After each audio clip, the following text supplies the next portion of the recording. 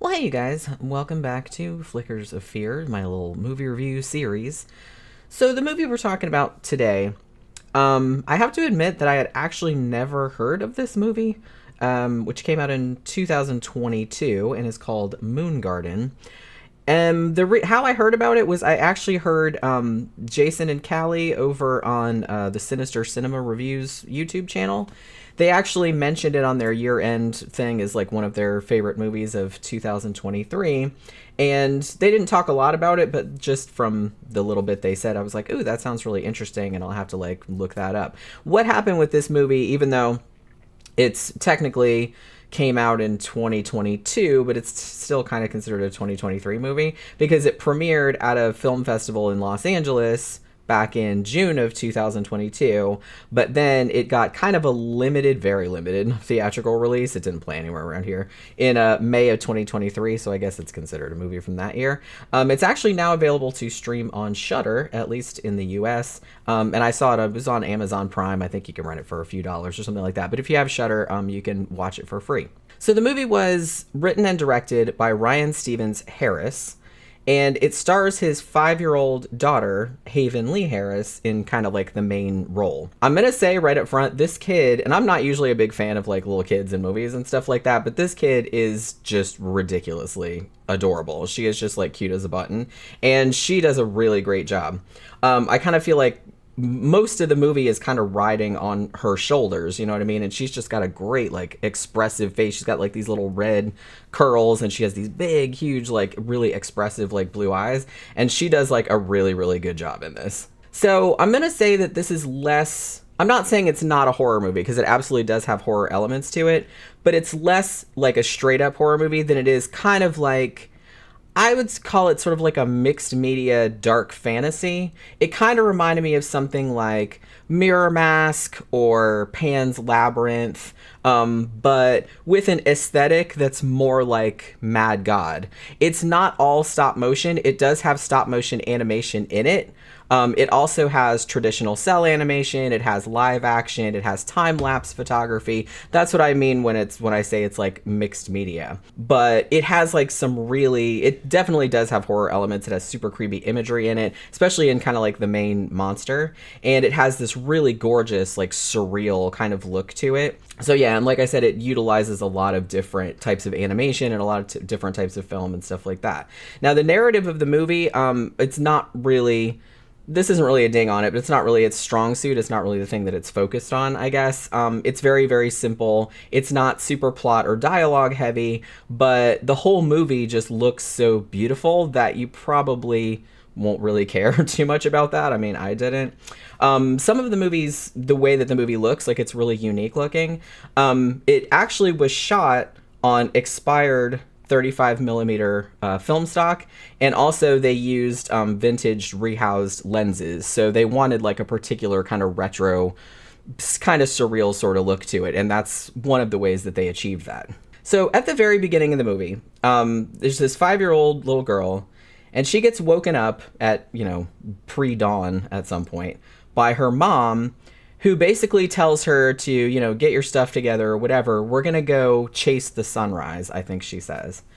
Now, as it turns out, Mom is actually having one of probably what is like a frequent crisis relating to her kind of checked out and kind of dickish husband.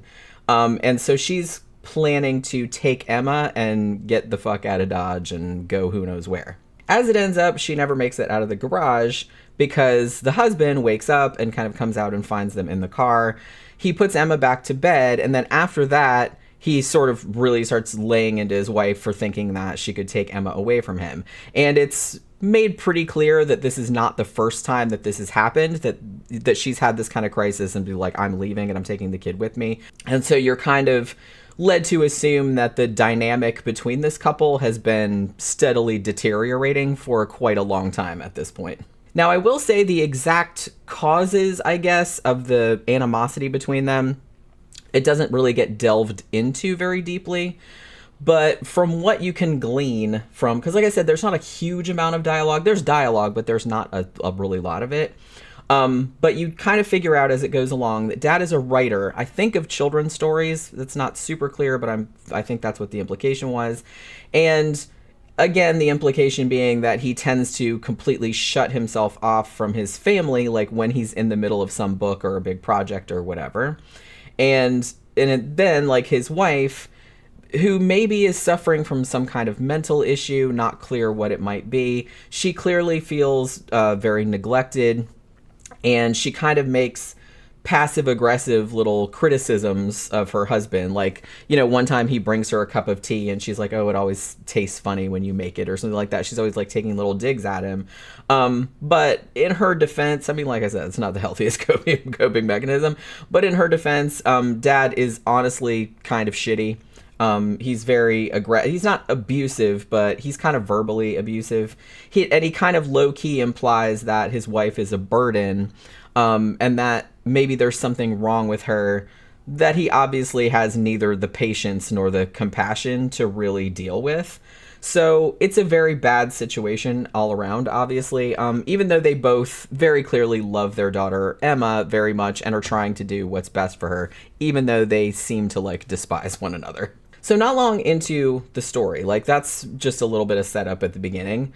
So the couple, they're having this terrible, terrible argument, and Emma is kind of playing make-believe with her little toys and stuff, like, on the stairs.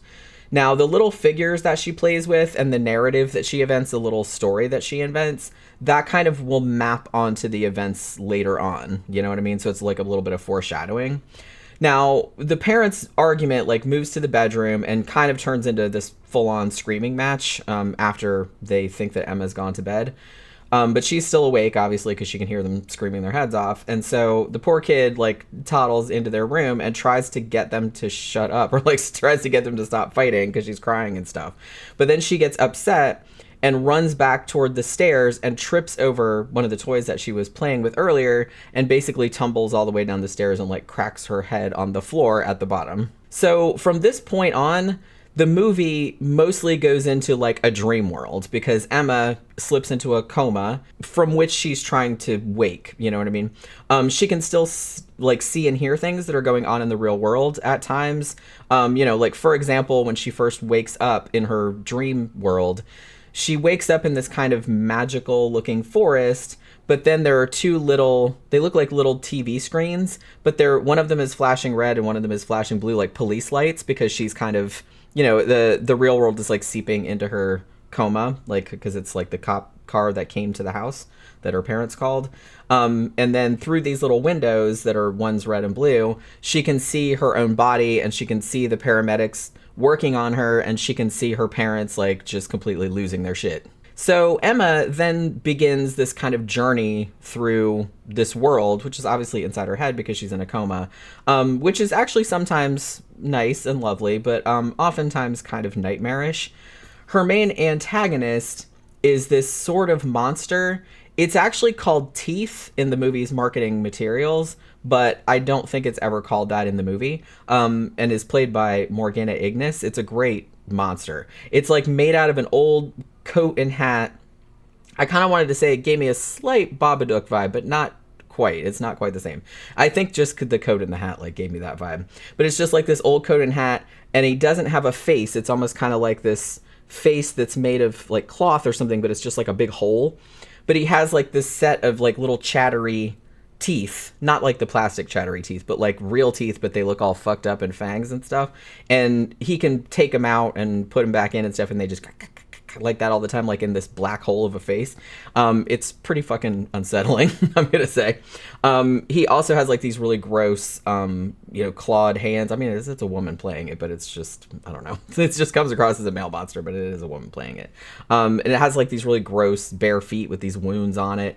And the monster can also like float like off the ground, and it can also deflate itself, like to squeeze underneath doors and stuff. Like it'll, like the coat will go like that, and then it'll like, the coat will like like in stop motion animation, like come out from under the door and then like reinflate itself, like with the like with the arms coming out and everything. It's pretty fucking creepy. The look of the monster, I think, is like the best visual in the movie. Like that's what I thought anyway.